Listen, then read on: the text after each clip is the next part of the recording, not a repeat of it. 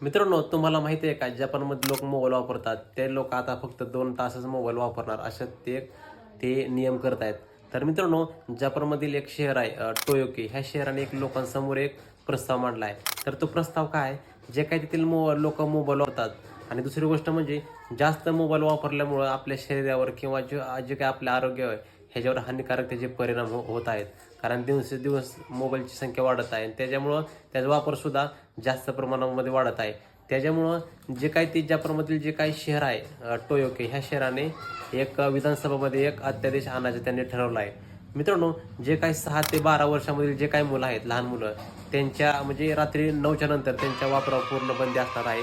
आणि दुसरी गोष्ट म्हणजे जे काही प्रौढ व्यक्ती आहेत त्यांना रात्री 10च्या नंतर मोबाईल वापरता येणार नाही असं त्यांनी ठरवलं आहे.